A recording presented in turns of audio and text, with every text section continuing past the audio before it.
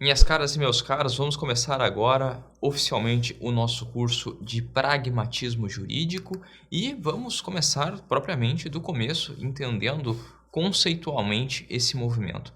O pragmatismo jurídico nasce de uma ideia filosófica que condiciona a utilidade, o aproveitamento de uma ideia ao seu resultado prático. O pragmatismo surgiu nos Estados Unidos no final do século XIX por meio de uma trinca de filósofos: William James, John Dewey e C.S. Peirce. C.S. Peirce, um dos mais importantes autores e que merece a sua anotação no cadernos de estudos.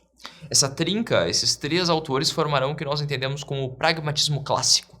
E é por meio do pragmatismo clássico que nós buscaremos as verdades, filosoficamente falando, a partir de uma perspectiva útil, a partir de uma perspectiva prática, a partir de uma perspectiva que gere resultado.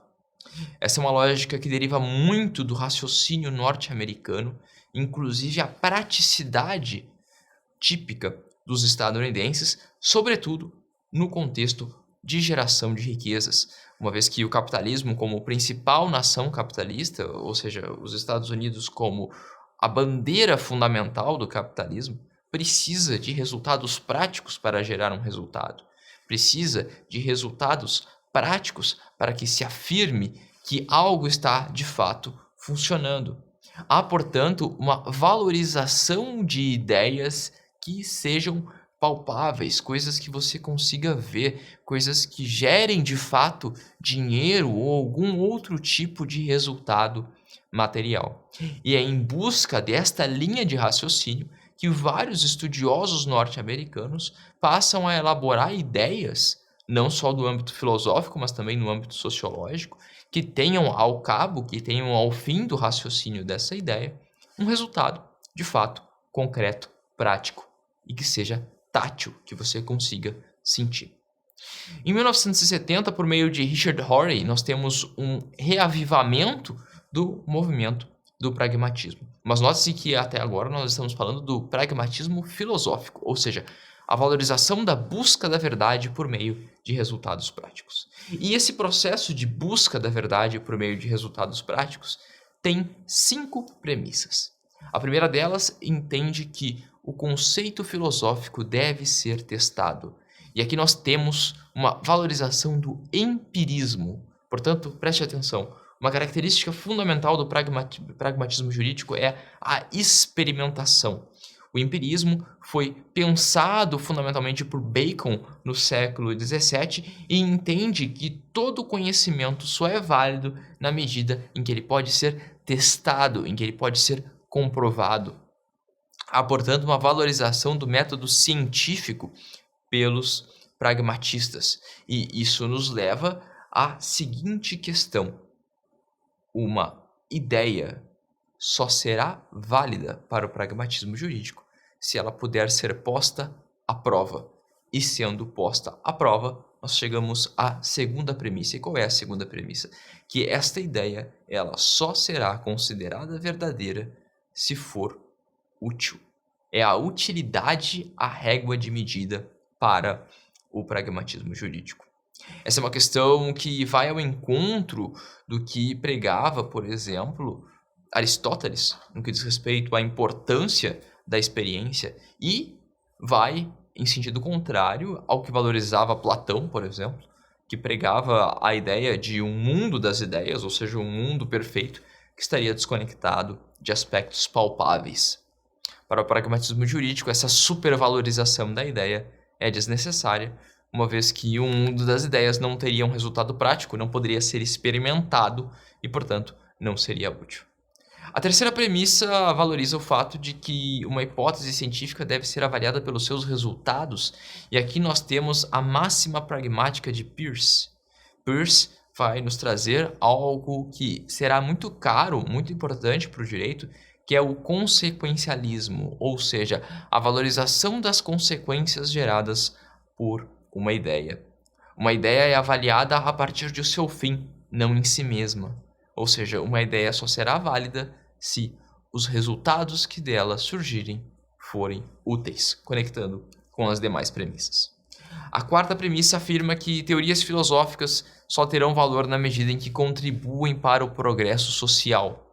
E aqui nós temos um conceito jurídico indeterminado, não só propriamente jurídico, embora possa ser utilizado para o direito, mas um conceito indeterminado filosoficamente falando, uma vez que a nossa ideia de progresso sempre é relativa, o que é progresso para um não é progresso para outro, mas, independentemente da relativização das diferentes noções que existam a respeito da palavra progresso, uma teoria só será útil na medida em que gere avanço social, na medida em que gere maior estabilidade nas relações, na medida em que solucione problemas. O que significa que uma teoria puramente abstrata, como a teoria das ideias de Platão, por exemplo, ela se revela de pouco ou quase nenhum valor para o pragmatismo jurídico.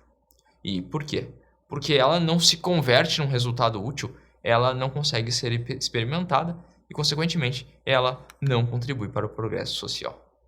E a quinta e última premissa filosófica que nós devemos saber é que a opinião verdadeira é aquela que obtém aceitação geral. E aqui, na verdade, nós temos uma derivação filosófica de uma verdade política adotada pelos Estados Unidos, que é a verdade democrática, em que você toma a decisão pela lógica da maioria. E a lógica da maioria, isto é, a decisão tomada pela maior parte dos membros, não é somente uma opinião, mas sim a verdade daquilo que está sendo dito. O que significa que a verdade aqui tem um certo conteúdo relativo, uma certa valorização do relativismo, porque veja bem, se a maioria está dizendo que azul é vermelho, azul será vermelho, ainda que em essência o vermelho devesse ser tratado propriamente como vermelho. É algo que poderia, mais uma vez, fazer Platão se revirar no túmulo, porque para Platão a verdade é absoluta. Sócrates também entendia a verdade como um elemento absoluto, inclusive alcançável por meio da filosofia, enquanto que o pragmatismo tem um conteúdo mais de sofismo, relativizando a verdade e a condicionando ao que a maior parte das pessoas se expressam. Então, uma opinião é realidade na medida em que consegue obter a aceitação. É muito comum que nós façamos uma correlação entre o pragmatismo jurídico e o utilitarismo. O utilitarismo também surgiu entre os anglo-saxões, no caso a Inglaterra e não os Estados Unidos, mas com um berço cultural semelhante. Porém, o utilitarismo prega a maximização do bem-estar, a valorização do indivíduo, mais do ponto de vista ético-comportamental, enquanto que o pragmatismo tem uma lógica utilitarista e não propriamente utilitarista no sentido que eu acabei de falar para vocês, mas utilitarista epistemológica, ou seja, ele vê a utilidade a partir do conhecimento e não a partir da ética. O que significa que, enquanto o pragmatismo estuda a utilidade e os resultados a partir do conhecimento, o utilitarismo ele vai estudar a utilidade e o resultado a partir de normas de conduta, de normas éticas. Então nós temos de um lado o utilitarismo valorizando a ética e de outro lado o pragmatismo valorizando o conhecimento, embora ambos compartilhem a valorização de aspectos práticos e palpáveis. Perfeito, meus amigos? Continua comigo, tem mais conceitos no nosso próximo encontro.